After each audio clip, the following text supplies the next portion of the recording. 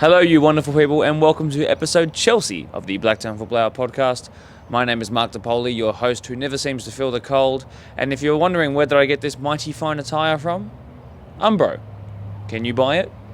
No. It's National Volunteer Week, and I, as a representative of the BFH, would like to say thank you so much to all of our volunteers. I will expand on this as the episode goes on and on our social media pages, of course, but generally and genuinely, thank you very much to all the volunteers who make our footballing world tick. This is usually the part in the intro where I cue the intro music, but I forgot to do it last week and actually edit it in, so we just kind of went into the first part of the episode with no intro music, so you're going to have to listen to it twice this week. Cue the intro music.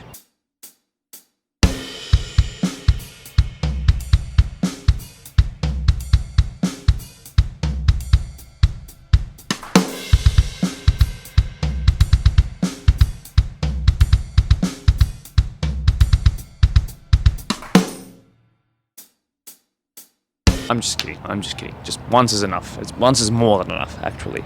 Speaking of volunteers, this week's Volunteer of the Week is from Eastern Creek Pioneer Soccer Club, and her name is Louise Lyon. Now, Eastern Creek have written a wonderful, long set of paragraphs about Louise, and anything I say from right now is a quote, a direct quote. So when I say our, I mean Eastern Creek. Are you ready? Louise is a proud and passionate soccer mum to one of our under-17s players. Over the past 3 years, she has put up her hand to help make a difference. This year, Louise holds many positions within the club, being Vice President, Canteen Manager, Under-6 Coach and Under-17 Manager. Louise can be found at Mora Reserve every Tuesday and Thursday night, and all day on Saturday. She works tirelessly running around to supplies to ensure that the canteen is fully stocked for the weekend's games. She creates the barbecue and canteen roster each week, and can be found in the canteen whenever she's able to when she's at the field, as well as coaching her little under-6s and being the coordinator of the 17s. She has stepped up this year and taken the workload off of some of the other volunteers, and whenever she can, she is on the sidelines supporting Eastern Creek teams. During our recent Heart Health Make It Red fundraiser, Louise went all out and dressed up as one of our very own Queen of Hearts. She walked around the grounds at Morrow, at times in the pouring rain, to collect donations. She helped to make the day a huge success. Louise is an asset to our club and an amazing, passionate volunteer. Her laugh and smile are infectious. Her generous energy and the time she has contributed to the club and its members are incredible, and we appreciate her enthusiasm and thank her very much. Louise, you are incredible. From the BDSFA to you, thank you. What a time to win Volunteer of the Week on Volunteer Week. This week's episode of the podcast, everyone who follows the Match of the Round games will know that this weekend is a big one on both Saturday and Sunday. Tigers visit Spurs in a 1v2 at Marriong Park, and then in the Women's Premier League, the Hills Derby with the first timers on the channel, Northwest and Castle Hill United, so stick around for them. As a bit of a sneak peek, everyone thinks I'm too nice to Tigers, and Tigers think I'm too mean to them. So I spent half of my time with Tigers being positive and the other half asking the testing questions.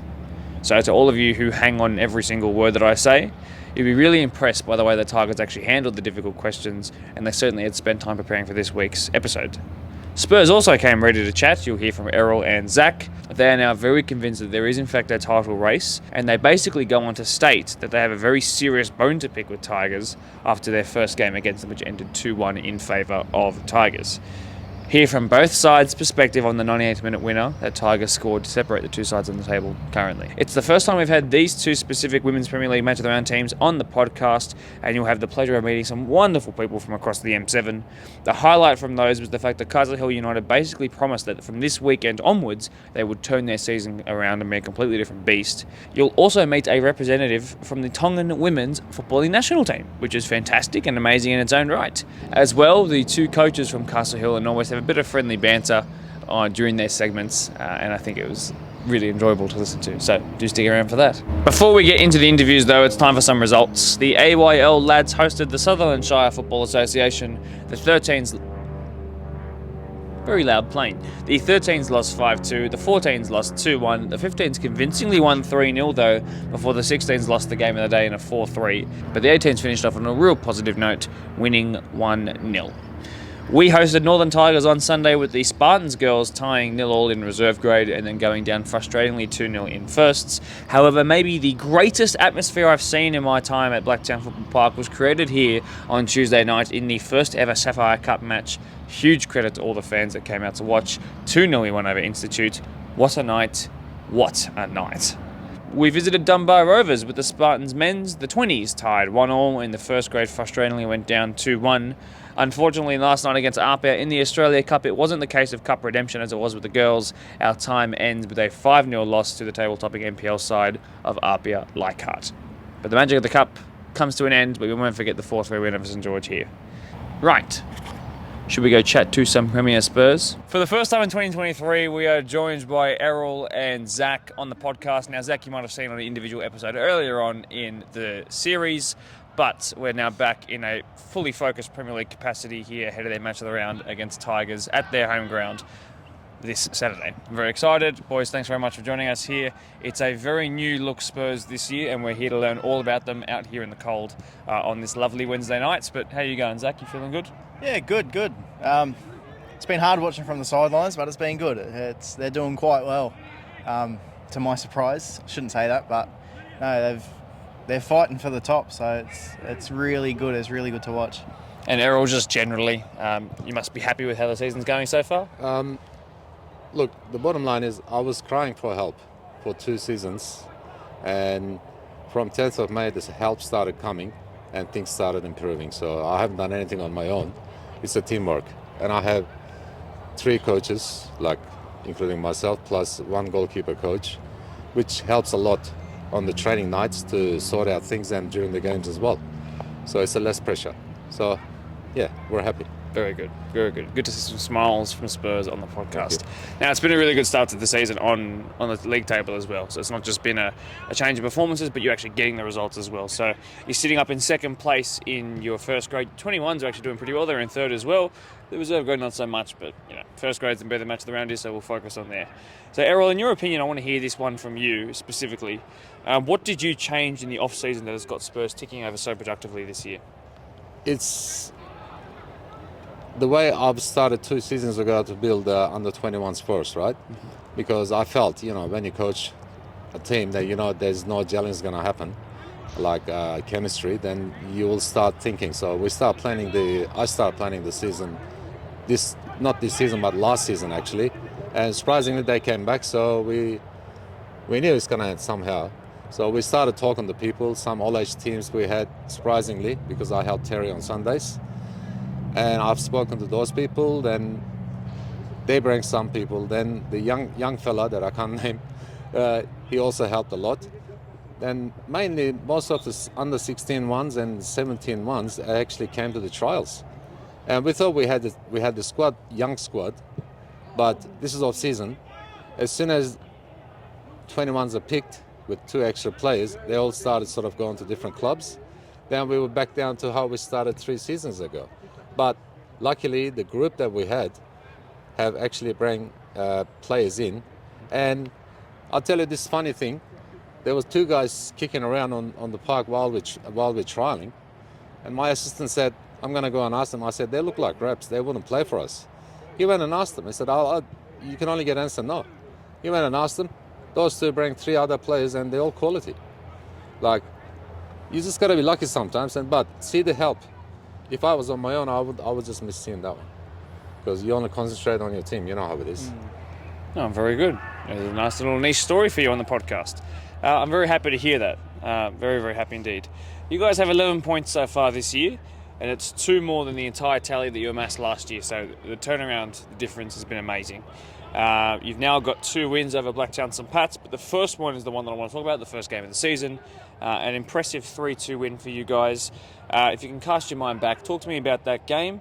I want to hear what it was like from your perspective to start the season off in such a good way. It was really a hot day, the first game, and conditions are the same for both sides. But the 2 strikers I have, Walid and Hasib, and also that midfield that I was talking about, their quality, they actually done the job for us. And it was 2-0, we were up 2-0, then it went to 2-2, and luckily we had those water breaks. And the last break, my under-20s coach had a speech to them, because I was really angry to give the game away like that. And he said what I wanted to say anyway. So then we scored this winner on the last maybe 10 or 12 minutes or so. And second game, we actually made sure we didn't concede, but we were lucky because they had about 20, 30 shots over the bar. And let's be honest, St. Pat's played well that game, but you got to be lucky sometimes. Zach, before you get too cold out there, just on that first game, one of two that I managed to play this year. He was the man of the match. I actually got the man of the match, so season worthwhile. Can't say I didn't do anything this year. But no, that first game, especially after seeing how well we clicked from the get-go to score 2 goals kind of relatively quick after one another. I don't want to sound cheesy or anything, but it near brought a tear to my eye because I know what we've been through and I know how hard it has been the last couple of seasons. And just to see that we've actually got some attacking force now, it's great to watch. It's unreal to watch. Very good. Very, very good indeed. I might just throw in one thing here as well. You guys actually played Tigers, who you have this weekend in a match of the round. Here at this venue, you went down 3-0. Tigers then took their foot off the gas completely, and that game was done. If you happen to remember it, yeah, I do. Keeper let in a poor one on that day, but it seems like so much has changed since then. You guys, even in the games that haven't gone your way, you've been very close in all the games. There hasn't been any blowouts whatsoever. If anything, you're the ones who are dishing out the blowouts. So it's been a total 180 change, not 360. That would be nonsensical, but 180 change, and it's been really refreshing to see some new competition brought in. Now, my third question here is I'm going to have to pass it back to Errol. So I've already spoken to Zach about this specifically, but to lose your captain at the start of the season, in the manner that it's proven to be, I want to know, what was your reaction when you heard that? Was it actually a bit doom and gloom? Were you worried that this might undo the hard work that you could see was actually proving and bringing results, or did you have faith in the team even though it was that early in the season? Look, everything aside, Zach is one of the 4 that came back from the first year, and I have always depended on him as a centre back. Yes, at that time I was upset for his health, for his work, and for me not to have him. But we had to look for alternatives straight away in the team, and I think we found it. And luckily, we had this young fella from under 21s. He's a good centre back, but of course you can't replace Zach. But he's doing the job at the moment, and yeah, we're looking at the options. But as it is, we were very upset to lose Zach, especially now that I heard it's 2 seasons. Surprise. That's the experience you lose. Do you want to talk on that anymore? I'll take your one. Please. Yeah, just the fact that it's 2 seasons out, so got to wait 12 months for surgery, and then on top of that rehab and whatnot. So whether I'll be playing again in Premier League or not, who knows? But you won't be able to get rid of this face anytime soon. I'll be floating around, like I said in the other podcast. Very good. Yeah, he's also still somehow playing cricket with a knee brace on, or at least planning to. So we'll certainly want to have him around, and there's plenty more All-Star matches to still have you on, of course. Maybe, like I said, the commentating position, right? I'll commentate. Feel free to take it off of me. That's fine. I'll go out and do a little Joker's performance or something. Now, actually, let's keep the microphone with you because I'm sure you're going to get cold with no jacket on. You have a perfect position on the sideline to watch the first game up against Tigers, where we're up to the point where we're replaying against teams already. You were at that game? Yep. Okay, so that game was tight all the way to the end. I'm not sure who actually had the lead first in that game. We so you had the lead, then surrendered it, and then unfortunately what happened proved to be a 98th minute goal against you. Keeper slip up involved, which is a curse against Tigers supposedly in these big games. So look, your reaction after that, you sitting on the sideline, were you happy that the performances had come so far from previous encounters against Tigers? And yes, there was disappointment to concede in the 98th minute. But the performances, you must have been happy. Yeah, obviously losing a game, no matter who's it's against, you're going to be somewhat disappointed or upset. But compared to recent times, it's normally blowouts against them. Like, being honest, they're normally, they're walking all over us, playing all around us. But just to show that we got in front, we held a lead, and it was unlucky 2 mistakes that led to 2 quick goals right at the end. It just shows the improvement and how far we've come as a not just a squad, but especially like the first grade team. But yeah, like I said, it's still gutted that we missed out on 3 points, let alone 1 point. It could have affected. We could be sitting at the top right now, but Yes. it's football. That's how it works. We're still fighting, hanging in there. So. Now, Errol, I can imagine that sticking with this game, I can imagine that your team talk wouldn't have been negative necessarily. I think you can point the fingers at the 2 mistakes, yes, but what did you say to the boys after that game? We had to go positive. Yeah. Positive feedback, positive talk, because if you don't, and if you go put them down in that kind of game, that you know that you were doing head-to-head challenges, right? You will lose them. So we had to be positive, and it took us a little time to sort of get them back to normal, because we all thought that we had that game. But those 2 red cards on each side did not help. Tigers will actually, when you watch this back, Tigers actually said that you guys had played better in that game, and they were fortuitous to come away with the not just the 1 point but the 3 points, in fact. And what you mentioned there about being top of the league, it's actually not a bad sort of perspective to have. You guys are 7 points behind them now. The funny thing is that after that game, you actually then went on so far your worst streak of the season. You went 3 games without a win. There was just go around. It's all good. Thanks very much. Say hi while you do. Wave to the camera, please. So you had a 0-0, a 2-1 loss, and then obviously another 2-1 loss to Tigers. And but since then you've bounced back really well. Did you feel that losing in that fashion is what caused those 2 games to not go your way? Because it ended up only being 1 point from 9. I see, because look, the bottom line is we have a very harmony squad. They don't argue amongst each other, so that helped us. Plus us being positive and try to sort of give them the positive feedback rather than pointing fingers, just bring us back to normal, because we had to let them know that it's a long season. Even for us to be in 11 points and 7 points behind, being in the second or whatever, these are all early stages. Absolutely. And we don't know what's going to happen towards the end of the season. So, okay. Now, until then, or since then, I should say, the last 2 weeks, none conceded, 5 goals scored. Polonia 3-0, St. Pat's 2-0. Can you put a finger on what the best performance out of those 2 was, and are those your best performances of the season? Would you say? Yeah, they will be at the moment. So far, yeah, those are the 2, but mainly the Polonia game, because when we went there, we were actually backing off a bit as coaches, like Manolo, myself, and as soon as the game started, I give that to my 2 centre backs, all the full backs, and the midfield. Midfield did their jobs perfect. Centre backs same. Everyone was focused, and yeah, we were happy that we got what we wanted. That's the first game, though. There's still 2 more. Let's see what happens with them. Yeah, absolutely. But it's good to see that you've turned it back around. Standing from the sidelines, and what you mentioned to me before we went on air, if you're happy to re-mention it now, that Polonia game came as a bit of a shock. Now, you just come off the back of 1 point from 9 available in your last 3 games, so to come out and put three goals on Polonia, who can beat anyone on the day and seemingly lose to anyone on their day, what did you make of that performance in particular? Yeah, like I was saying earlier, it took me by surprise seeing that, considering it was a little bit gloomy that day, just because our 21s had lost, quite convincingly. Our reserve grade lost, same thing, quite convincingly. But yeah, hearing that the first grade, because I actually left just at the start because it was raining, I had something on. Yeah. But hearing that they won and that, getting messages in the chat saying someone scored, someone scored a hat-trick, it's like, wow, I couldn't help but laugh. Whatever I was doing, I was so impressed. Because when you think of them, you think they've come down from PL1. They're a very well-drilled team, very experienced. And to get 3 points like that, clean sheet, you can't complain. You just sit back and admire it. It hasn't happened in the last 2 seasons. Yes. Absolutely.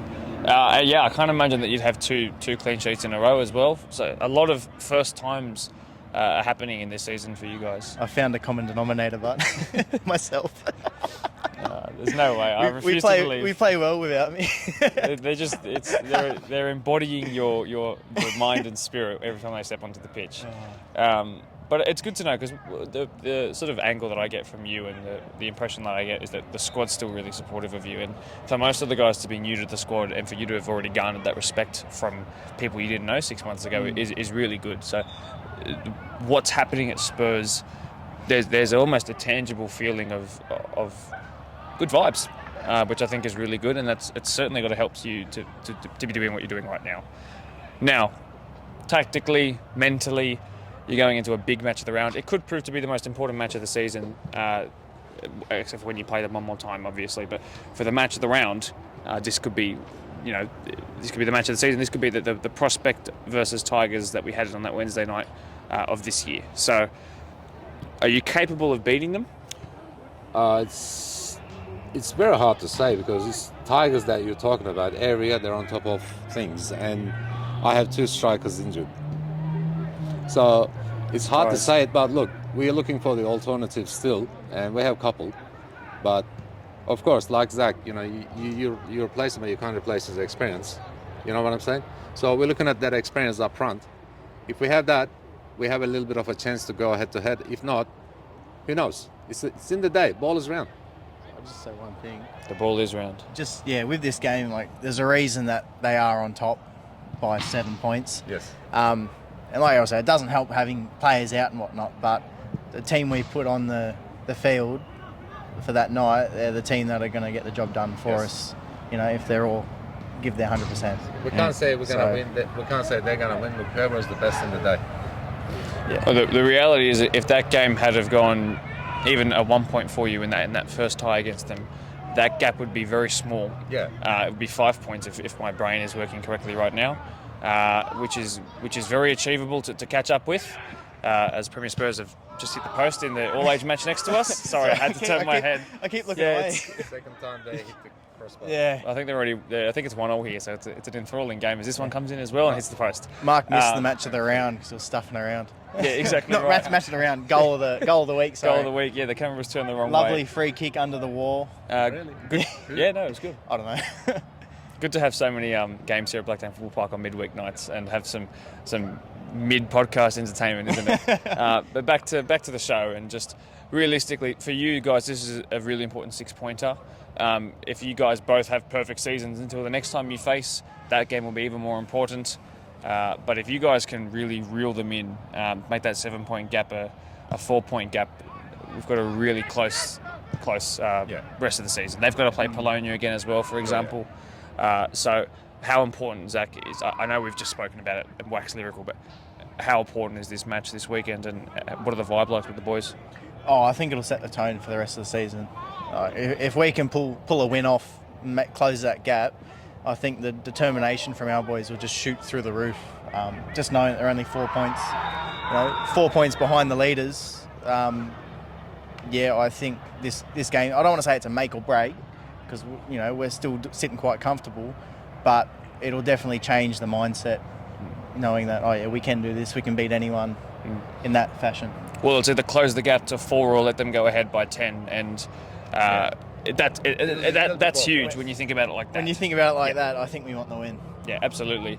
And if you can do something amazing in reserve grade, who knows what could happen for the rest of the season. Errol, tactically, is there anything you're willing to reveal about how you might approach Tigers differently this time? Oh, well, you can say no. It's okay. Yeah, we'll probably go for that game that when we went head to head. So we'll probably use the same tactic. Look, I trust my first grade, my squad, and I trust my assistant coaches, and they're all being great help. So we will come up with some sort of way and try it. I was going to say, just on that time we played them last, we mentioned that it was unlucky. The goalkeeper made 2 mistakes.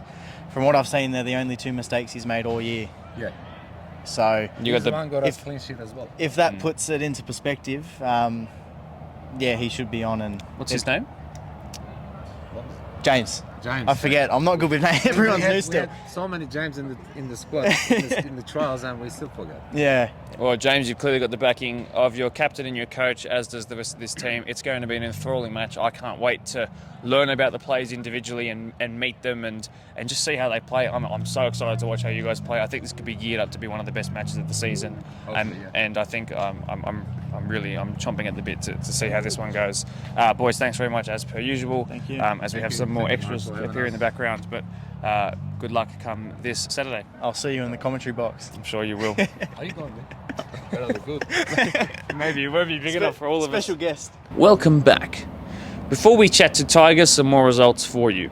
In our random league of the week, the all-age men's 6. Ponds beat Parkley 3-0, Ropes beat Marsden Park 5-1, and Quakers tied with Doonside Hawks this weekend gone by. The reason I bring back the random league of the week is because most of your deploy football action was indeed cancelled due to the weather. Quakers Hill Tigers. I am once again joined by the Tigers boys. Not quite their 21s captain, who's meant to be here as well, but their reserves and first grade captain I'm sure will be enough to tickle your fancy. Thanks very much for joining us here again, boys. It's always great to chat to you, and we've had some great podcasts and then following up match of the rounds in years gone by, certainly. Thanks very much for joining us. Thank you for having us. It's a pleasure to be here. Fantastic. So, look, we've got some 21s questions as well as reserve and first grade questions. If you could answer those as best to your ability as you can, that'd be Trying great. my best. Thank you very much. You're top of the league across 3 grades. You've got 88 goals scored across those 3 grades already. Only 2 losses, and we're in match week 7, so it's a bit of maths. You played 21 games, 2 losses across all 3 grades. It's pretty fantastic. You're going well, and props to you, which sometimes I don't do enough to some of our teams. Thanks, mate. I appreciate it. I'm glad you appreciate it. Now, Spurs this weekend are 3rd in 21s. They are last place in reserve grade, and they are 2nd in first grade. So the match of the round is going to be a incredible 6-pointer. But let's start with the 21s because I know you've prepared for that as well. First v third, tight game. What's the 21s vibe towards that game? Oh, the way they're going at the moment, any game is nothing for them. They turn up every week, so they're ready for it. You know, they've got State Cup as well on Sunday, but I'm sure they're more than prepared for it. Like I said, the last few weeks, you know, they've been backing up and playing prems off the bench for us, and a few of them have started resi, so they're ready to go, and I'm sure they'll come away with the 3 points. Fantastic. From a reserve grade perspective now it's sort of less competitive on paper. It's first v last place, but you guys have had such a great showing this season. You're doing so well. It's once again a fantastic reserve grade side. Do you think this reserve grade team is just as good, if not on par, if not even better than the last year's one? You can compare the pair, but to be honest, it's a new season and new players and just a good squad overall. We're very happy with everyone, all their efforts so far, and yeah, long season to go, but here we go. For sure. You guys are a little bit nervous today, hey? A little bit. I'm just cold, man. Worried about my Hey, don't wear a questions. jacket. Yeah, I know, I forgot it in the car. Now, it feels like deja vu after what happened last year, up to the top of the table earlier on in the season. I know the answer to this, but I think I want to hear it from a podcast sort of perspective. Have you guys sort of discussed how you're going to not avoid what happened last year, but maintain what you're doing right now? Is that sort of the mentality you're taking into this? Yeah, look, last year was a bit of a learning curve for all of us. You know, not a lot of us have been in a situation like that, and you know, unfortunately things didn't go our way towards the end, but we've taken a big step in towards being where we want to be, which is in PL1. So we're just, like I said, we're just taking it one game at a time. You know, we're not trying to think too far ahead, which is probably what we were guilty of doing last year. So we just know we have to keep getting these points on the board, and then, you know, hopefully we get where we want to be. For sure, and good that you're happy to talk about that and admit that was where you might have gone wrong last year. I think it's good to just be honest about it, even though some of your rivals might watch this and you know, have a sort of wry smile or a smirk on their face while doing it. But that's all part of the fun game that we play, isn't it? Yeah, that's football. That's what it is. You know, fair play to Prospect and Creek. You know, Creek are doing so well up there, so it just shows the quality of the comp that we had last year as well. So for sure. Now, let's go back to reserve grade for a second. I want to talk about the one loss that's happened this year. It was a 1-0 loss to Oakville, if my memory serves me correctly, without looking at my notes. Yes, that's correct. So that was away at Colby, was it? No. Was it home? Home game, Patterson. yes. So a rare home loss, certainly. What happened in that game? Oh, looking back on it, it's one of those ones that we didn't turn up on the day, but going forward, that's a learning curve for us, you know. We don't want to be in that position, and there's speed bumps in this season, and we're just going to move on from that, which we have, and just continue going forward as a group. Oakville tend to be a team that sort of get around each other and can build into games the more they sort of encourage each other and the more 50-50s go their way. So I can understand how certainly when they have to G up to that in an away game, that can be difficult sometimes, certainly when you're at the pressure of playing at home and being top of the table. So understandable. your only loss of the season. So the 2 losses out of the 21 games have been in reserve and first grade. I do want to talk about it because it came as a bit of a shock. It was a 3-2 against you guys, wasn't it? 3-2. So a surprise, but a welcome one, because I think you support teams and you also have played in teams where sometimes being on a winning run can be detrimental, because you start to think about the season the wrong way. Yep. More or less what's happening here instead of what's happening right here. So maybe that wasn't such a bad thing, because you've been, again, perfect since then. So talk to me about that game, much like I asked. Yeah, look, like Josh said, this one during the season there's going to be speed bumps, and like I always like to say to the boys, one result doesn't define our season. Look, on the day, pitch was terrible. I can make a whole bunch of excuses, but at the end of the day, Glenwood adapted better, and they came out top and put us under the caution. We conceded 3 goals, so not going to win too many games of football when you're conceding 3 goals. So, but yeah, it is what it is. We took probably a wake up call for us. To be completely honest with you, the last few we've been pretty lucky with some of the results that we've had. The last time we played Spurs, we scored in the 98th minute to win. We've had another couple close games, so to be honest, it probably was a wake-up call that we probably needed. Yeah, and I heard that in that Spurs game, which just comes to my mind, then there was a keeping error involved as well. So, but the thing is, you do need luck to win games, and at the end of the day, 7 points gap between first and second being Spurs in first grade, is a pretty big gap, and you guys have certainly earned that. I don't think anyone can take that away from you. Now let's sort of focus in a little bit more on that Spurs game in a second. I do want to ask about one thing. You have a couple of sets of brothers in your team, by the way. Yes, I know that in match of the round games going by, I can remember lineups pretty well from most games.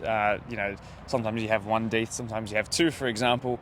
Sometimes you can have 1 Grand Domain, sometimes you can have 2. So Could have the Adams brothers as well. Exactly right. And honestly, I actually didn't know that they were brothers until I saw that they have different Facebook names. I was like, hang on, that's 2 people. So I didn't even know that. So heaps of sets of brothers. I just wanted to know, how has Taron gone around managing that?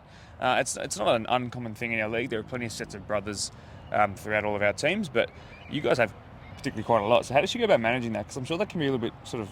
It probably is. I'm not too sure from her point of view for the way she sees it. Yeah, but from where the players sit, she just treats every player the same. Doesn't matter who you are, or you have to earn your spot to be playing, and that's as simple as that.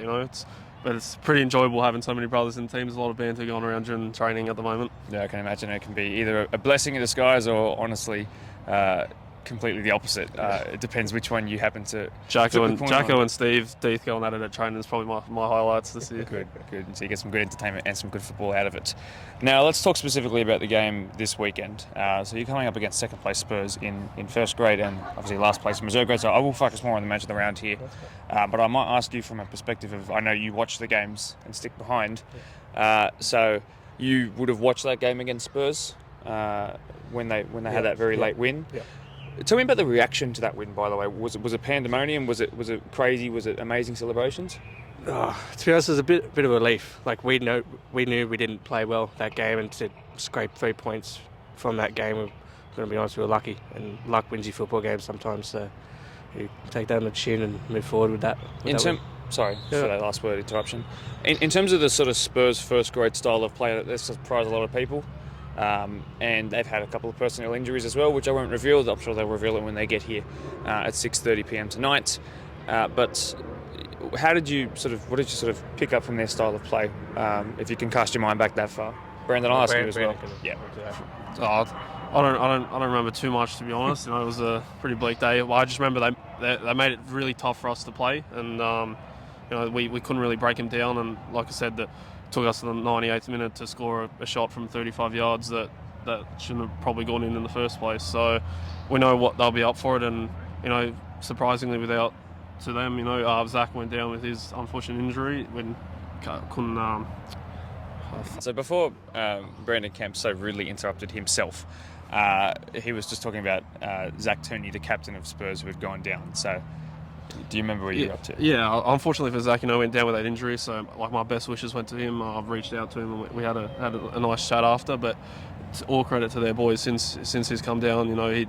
Their ship hasn't sunk. They've been playing just as well, and they've been getting results. So full credit to them. We fully expect them to come out and provide a real tough test for us this week, and hopefully we can come out with 3 points. Very good. You thought about writing a book? You got some good analogies there. I come prepared, you know. I don't want to get caught on the spot. Do you like write them on your hand or something and look at them while I I spent all day revising them. I spent all day. Now, like I said, there is a 7-point gap between you guys. 11 points for them, 18 for you guys.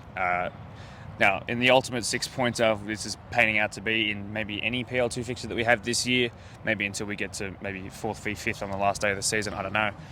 We'll see how that pans out. But right now, this is a big game, a huge game, and they'll see this as a chance to reel you back in and make the league more competitive. Now, you've said by your own admittance now that you've had some lucky wins, some lucky results. Maybe the ball bounces your way one time more than it does for the other team. And maybe they feel like they can capitalise on that if things start to go their way, or at least if it's even, perhaps, or their keeper doesn't have a little spill. So are you at all worried about what Spurs might bring to the table this time, knowing what they did last time and how motivated they might be? Oh, every game has its challenges, and I'm worried about every game at the moment. You know, just trying to get these points on the board. You know, like we said, we lost to Glenmore, who were last place, and full credit to them, they deserve to win on the day. So we know what Spurs are going to bring, and we know it's not going to be an easy rollover. We've not had an easy game this year. Every game has been tough. So, you know, we're fully prepared that they'll be ready to try and close this gap on us. Do you think, from a perspective of if you get 3 points, you will, considering where Spurs are on the table, that you'll be pretty well on your way to doing what you should have done last year? I know what you're trying to do, Mark, and it's a long season. So we've played 7 games, we've got 11 to go. So we could nothing's set in stone yet until the final whistle. When we've clinched it, then that's when I'll celebrate and tell you that we've done it. Fantastic. Josh and Brandon, it's always fantastic to have you guys on the podcast, as we have had so many times now. There's certainly a different edge to you guys in the way you answer your questions now, and there's a maturity that's come across this Tigers squad, which I think is going to be really helpful come to the pointy end of the season. As always, thanks very much. Thank you for having us. Really do appreciate it. All right, come on in. I'm back. A bit of journalistic integrity happening here, which is we were having a discussion and I realised that I hadn't been harsh enough on Tigers. Valid. So we're doing this as raw as possible, where you've seen me just flip the camera around and press record. So let's ask about that match of the round. It was here up against St Pat's. Took a 3-zip lead. The game ended 3-2 and it was rather close. Now, we've just spoken about games and we've talked about second halves for Tigers where in months gone by, and not just this season, but last season as well, sometimes the second half you've tended to drop off. Very young team, time to develop that, of course, but why do you think that's happening at the moment? To be honest, Mark, I don't really know. We've tried a bunch of different things. You know, it's something we're making a conscious effort to try and fix. But yeah, like you said, in that game, we're up 3-0 at half time, and I think we just came out with our feet up and weren't really ready to play. I think that's the first time we've ever scored a set piece, or multiple set pieces in the game. We're notoriously bad at set pieces, and the fact we scored 2 in one game. But full credit to St Pat's. Across the last 3 years, we've had games where the same things happen, where we've been up 3-0 or 2-0 and they've come back. I always say in the team talks about St Pat's is they never die. Michael and Tamba and those boys have that team drilled very well, and they never give up on the results. So I've got to give that credit to them. Very good. And just one more thing. How should I phrase this? I might cut this as well. Don't cut it. Leave it in. I'll have to leave it in. I'll give some examples. So there was another game here where it was you guys were 3-0 up after 30 minutes against Premier Spurs, funnily enough, when they were a little bit worse on paper than what they might be now. And then the rest of that game was poor by performance-wise by your own perspective, even though that scoreline maintained at 3-0.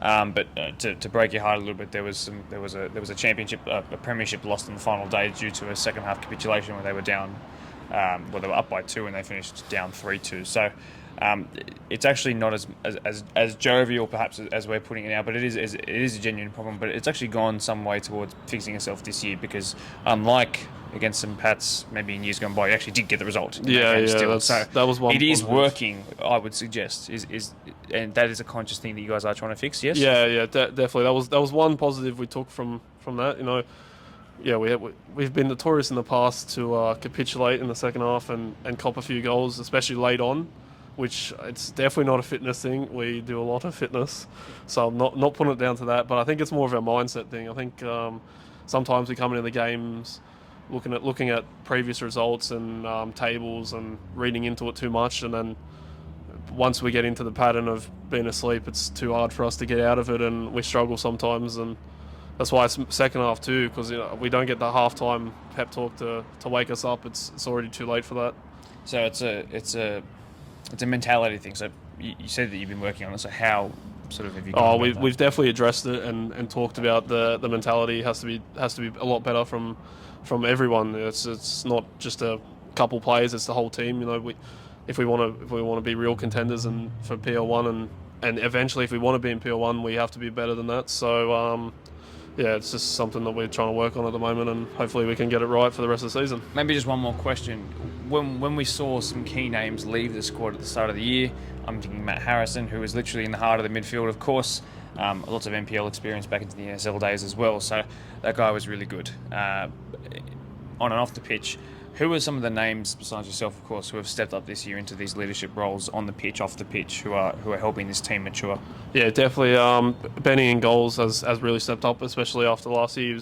He had a great year last year, and I think he's started this year even better. But even the likes of Kieran O'Hanlon, he's stepped up a lot. He talks a lot in the change rooms and gets the boys ready to go. Same with Billy Seck, surprisingly, when he's not too busy at work. But yeah, there's definitely a couple of boys that have stepped up in their absence, and it's a whole squad effort.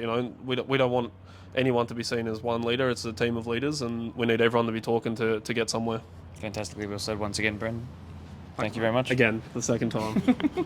They talk pretty well. And excuse the fact that we had to come back from a sort of second cut in the video where we changed location as well. A, it was cold, and B, I just wanted to ask some more questions, and I did, for your sake. So you can thank me later with a like, please.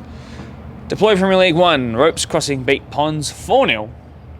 Workers beat Parkley 4-0. In a game that could have gone either way within the first 20 minutes or so, Workers would eventually find the breakthrough through an own goal. It was headed towards goal from the set piece by Ian De Castro. The keeper has to come for the ball here though. He thinks about it, do I, don't I? He didn't. Header came in, own goal. Literally from kick-off it seemed, they went and scored again. Chris Wicks intercepted a terribly bad pass into the middle of the park to no one but the fiery striker. He danced past plenty, got a little bit lucky, then the keeper dived in with his feet and it left Brendan Ford with another match of the round goal, 2-0, and realistically at this point, dreams in Parkley colours crushed. On 47 minutes, really the cake was served up for good here. Another far side corner, this time hit flat and low, needing an intervention by Simon Hitchcock at the front post, but instead, a freakish own goal. It really was freakish. 3-0 it was. 5 minutes after the restart, it became 4. Chris Wicks received this one with 1 to beat, and having already run through multiple defenders already in this game on multiple occasions, 1 wasn't going to stop him, 1 he beat, quick burst of pace, finish across Garen Serrata in goal, boom, easy done, 4-0. Let's go chat to Castle Hill United. For the first time ever on the podcast, we are joined by Castle Hill United's Women's Premier League representatives. I'm joined by their coach, Colin, and one of their star players in Jazz. And they've taken time out of their day kindly to join us on the Blacktown Football Hour podcast as they go up in a Hills derby this weekend against Norwest. I think it's going to be a really good game. Can't wait to tune in on Sunday, 3 p.m. Just generally, Colin, Jazz, how are you guys feeling? I'll start with you, Colin. Yeah, look, we're looking forward to it. Absolutely. Norwest is a bit of an unknown quantity for us, but we look forward to the game and we will be ready. And Jazz, I can hear you struggling with laugh at the moment. I'm guessing that there's a bit of meme material being formed here. So I'll just straight face for a little bit. Thanks for joining us on the podcast. Thanks for having us. Yeah, I'm excited. Norwest is always a hard game to verse, so I'm excited. They've spoken really nice things about your competition in years gone by in the respective sort of first division. And obviously you guys would be aware of their coach, so Trent. So he said some funny things and had a good smile on his face while talking about it. So I think it's gonna be a really good game. Now, of course, it is your first time on the podcast, as I have mentioned a couple of times now. So I think it's worth recapping the season, not quite in its entirety, but I think the majority of it would be good.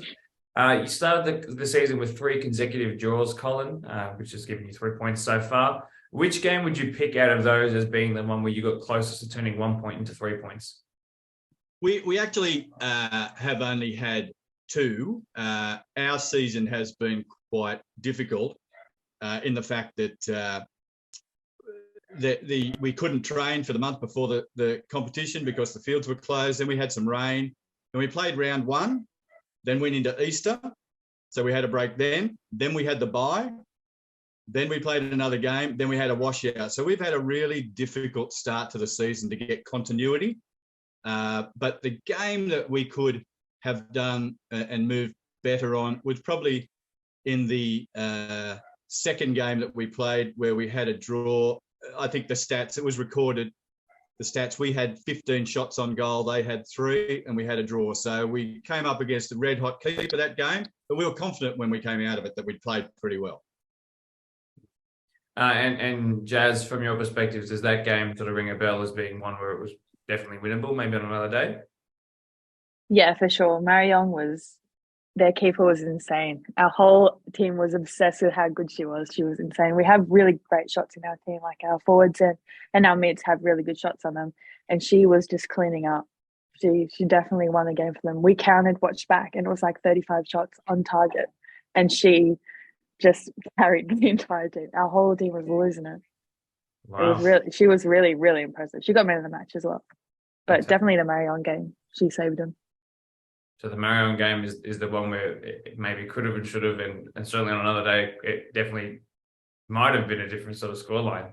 Yeah, well, all of them should have been different scoreline. But okay. So I'll just sort of butt in on the regular sort of flow of questions there that I sent to you guys. But from what I'm hearing, it sounds like, again, on another day, maybe you haven't had that other day yet where those 1 points are turning into 3. So is it a finishing sort of issue that's going on at the moment? Is it just goalkeepers are playing spectacularly against you guys? Colin, what do you think it is tactically that might be letting you guys down at the moment? Yeah, look, I spoke earlier about the bumpy start we had to the season with regard to breaks and stop and start, whatever. We had this season 40% of the team is new to us. So we haven't played with them before. So having only had 2 trials, having only had that fractured start to the season, we're still coming together with combinations, with understanding how people play. But from here on in, we get a really good run. We've got a catch-up game tonight. So we've got 3 games in a week. We played last Sunday. We've got a catch-up game tonight. We've got match of the round on Sunday.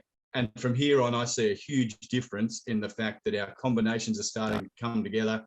The game we played on Sunday last week, the first half we played would have rivaled NPL, would have been A-League W. It's really, really confident, and we're keeping that confidence going. So we're looking to turn it around from now. For sure. The last sort of 2 score lines in the league, though, have suggested that maybe that sort of wasn't the case just yet. But I'm from what I'm gathering, the performances are not reflective of the score line. So is there any suggestions or areas where you can point to as to why that might be the case? Yeah, look, we have had injuries. In the game that we talked about where we had the 1-1 draw and the goalkeeper was phenomenal, I finished the game with 9.5 players on the field. 9.5 because I had injuries and I had one person who just stood out there and kept going. So we're looking. We'll change that around with the personnel we've got tonight. We've got a full bench, so I'm really confident that we can put in a bigger effort than we have before. And we've had a couple of injury problems, so that has hampered us previously. So that's about to change. Okay, excellent. Jazz, I might go to you for this, and I know this wasn't on the question sheet, but what position do you play out there on the park? I'm a forward. I'm a striker. Okay, you're a striker. So my question would be: is what sort of third of the pitch are these injuries sort of? If you're willing to reveal, are the injuries having hit you guys? Is it in forward areas, midfield areas, or defensive areas? It depends who we're playing. It's mostly the mids and the forwards, just because a lot of the games, like I know the scoreboards haven't really reflected this, but most of our games that we've played, we've dominated pretty much the entire game. So it's been up in our top thirds the majority of the game, which is where most of the injuries have been happening. We played at Max Roddick, and there was a cricket pitch in the middle, so it could be just the field. But yeah, definitely a lot of our games I've been playing at the top 2/3 of our like attack. So a lot of the injuries are coming from there. Okay. Now, Colin, I want to learn a little bit about you because it's your first time on the podcast as well. And from what I've heard from Norwest, you're a very well-respected coach in sort of the Hills area. I'm sure that will extend into Granville and BDSFA as well. So talk to me a little bit about your experience, not just at Castle Hill United, but perhaps around the footballing world. Yeah, look, I'm glad Trent said nice things about me. I'll have to say some back about him. It's going to be hard, but I'll find some. Look, now I've been involved with Castle Hill United directly for well over 20 years. I first started coaching. My daughter is 26. I first started coaching her when she was about 5, and realised that at that stage the women's game was only an afterthought. And I focused the last 15 years of my life on women's football, getting it up to speed. I think during that period at Castle United, we tripled our women's teams and the participation, introduced over 35 ladies, those sorts of things. So I focused on that.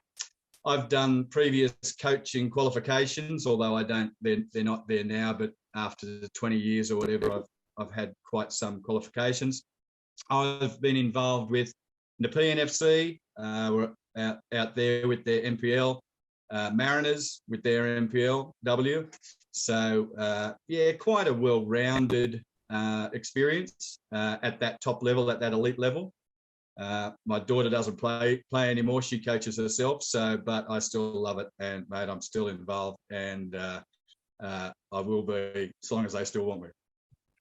Sounds like coaching runs in your family. So very good to know that you've made a positive impact wherever you went. So very good. And mate, we've got three of our players in our team who are coaching women's football at the moment. So it's pretty good. Fantastic. That's what the women's game certainly needs. It's more women's coaches as well. Jazz, on your end, how long have you been at Castle Hill United, for example? 3 years, I think. Okay. So where else have Not you long. played in years gone by?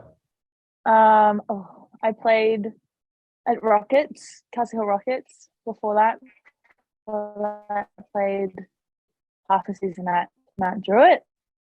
Before that, I played at Para FC, and before that, I was at Bookham Hills. And Mark, Jazz is an international. Go on, expand. I play. I'm contracted to the Tonga national team overseas currently. Fantastic. That's it. There you go, bringing the game the international game a little closer to home. That's fantastic. That's awesome. I hope I get to cover one of your games as a commentator one day. That would be awesome. Something to talk about, certainly. Yeah. Now you guys have got a Hills derby this weekend. This is sort of one of the last questions I have for you guys. So you're doing fantastically well, by the way. You got a Hills derby in a match of the round, first match of the round of the season. Congratulations to you guys. What can you tell me about what you know about Norwest from years gone by? It's sort of the bulk of this squad. I think a lot of them have come from Winston Hills by their own admittance. So what can you sort of tell me about what you're expecting? Maybe Colin, I'll start with you. Yeah. From my side, look, I know and have been involved and seen Trent coach at various places over quite some years. So I know that he's a very technically good coach and he's a very structured coach. And so I know that we will be playing, we'll have to make our own opportunities because they will be quite well formatted. So we've got plans in place to do that. We've been working on that, and that's what I'm expecting. I'm expecting a very dour game, but I'm expecting that we will come out on top with what we've been working on. So yeah. Oh, fantastic. And maybe just one more sort of thing, Jazz, I'll ask you just to wrap things up. When we did the media day at Hills' headquarters, I spoke to Adelaide, and she was pretty adamant that the team had come together quite nicely in terms of gelling off of the pitch and sort of squad chemistry, and that was reaping rewards in pre-season trial games and all that sort of stuff. Can you sort of give us a bit of an insight from a player's perspective into the culture of Castle Hill United and what makes this team get along so well? We are definitely a family in Castle Hill. Like, I know everyone says that about their team, but the girls that I play with, I don't want to feed their ego a little bit, but they are the greatest bunch of people ever. They're always up for a laugh. Training's always a laugh. And everyone is just there to help each other and be mates with each other. And it's really good. Like, that's the reason why I stay at Castle Hill. It's the reason why I signed up. They're just a great bunch. And yeah, I can't fault them at all. Oh, wonderful. Really nicely said. Colin, anything to sort of add on to that, knowing that you've been around this space for a while? Yeah, look, I don't want to dwell on it, harp on it, but we've had a tough start to the season, and that with that continuity. But what we've seen over the last couple of games, if I was the opposition, I'd be worried, because we're going to come home. We're going to come home strong. In fact, when we played last week out at Holroyd, at the end of the game, their coach, Danny, came up to me and said, "Mate, the best team lost today." He said, "Genuinely, you guys were all over us." So we take a lot of heart from that. We're working on a particular style, and we've got faith in that. And I think that it will come through. We definitely have to start winning, but our style will come through. And what we saw last week was very, very impressive. So yeah, we're looking forward to the rest of the season, which has been a fabulous season, to be honest, because it's very competitive. It's close. I had doubts about it when it started, but they've been dispelled. I think it's a great initiative. Excellent. Good to know that everyone around our game and across the three districts is doing well to quash those doubts and any concerns. So it's good to know that you guys are honest enough to talk about even the people directly involved that are having doubts, but have seen that slip away with as the third of the season has been ticked on by. So fantastic. And good to know the top of the table Holroyd are saying nice things about you as well, because that's who you want to hear it from, certainly. And if the cookie fell their way, if it crumbled their way in that game against them, then maybe next time you have a go against them, it'll be different. So very good to hear, very interesting, and a couple of choice words spoken, which are certainly going to put it to Norwest and see if they can bring it in their A game come Sunday, 3 p.m. Guys, just generally, thanks very much for joining us here in the Black Devil Blue Hour podcast. This will go up Thursday.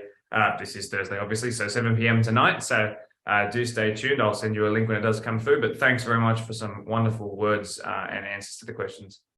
Thanks, Mark. Thank you so much. For the first time ever on the podcast, we are blessed by the presence of Norwest Women's Premier League representatives. I'm joined by Trent, the coach, and Katie, one of the senior leadership figures in the side.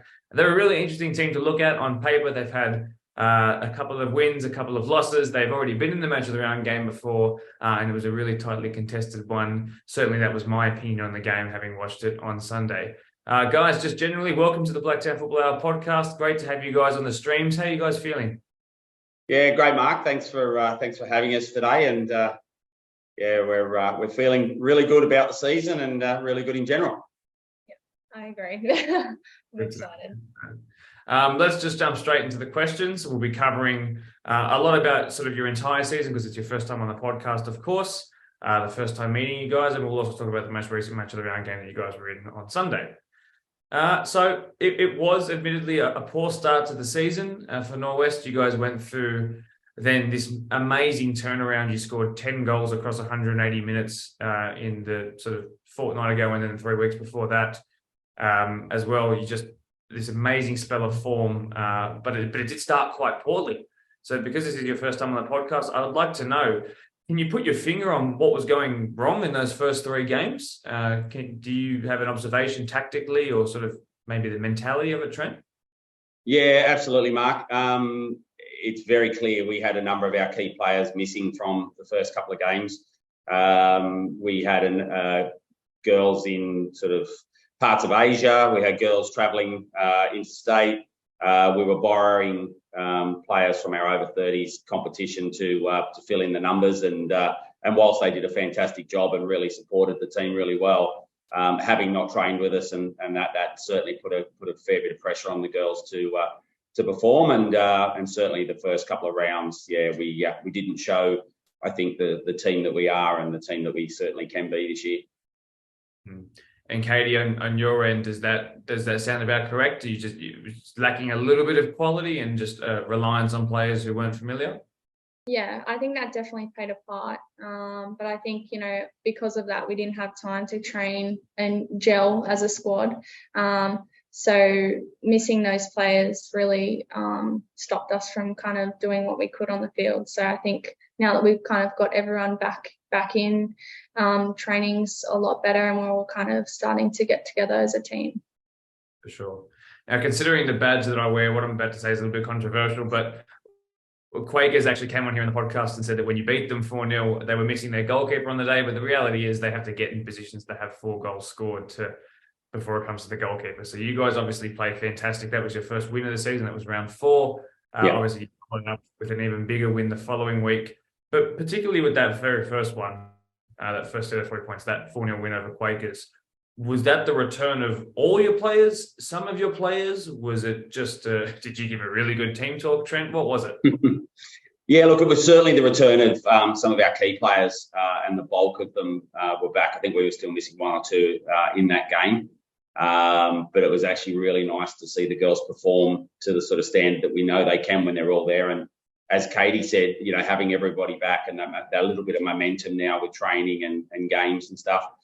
Look, all the games have been really competitive. Quakers were quite competitive in certain parts of the game, but I think we played really well and certainly got a well-deserved result.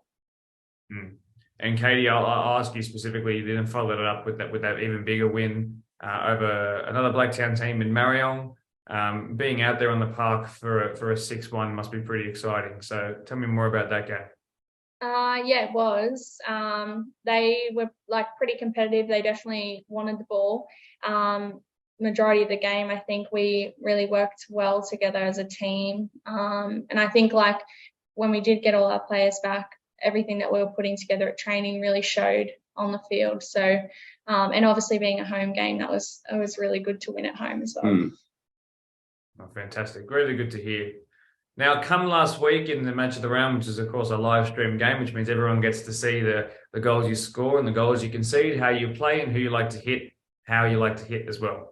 You had a wicked free kick scored against you, which, just to let you know, which has been nominated as one of our Blacktown BDSFA goal of the week. So it was that good. But also then they scored a second goal as well. And even though I think there was a lot to take from that game, so it would be good to get your sort of tactical insight into that trend.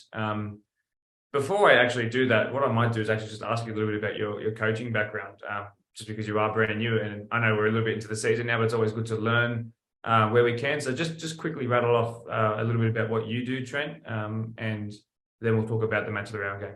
Yeah, sure. So I've up until this year coached at a representative level in I suppose originally state league back in the day, and then moved into NPL and at Parramatta. Originally started at Parramatta FC, then Hills United, and more recently Blacktown City last season.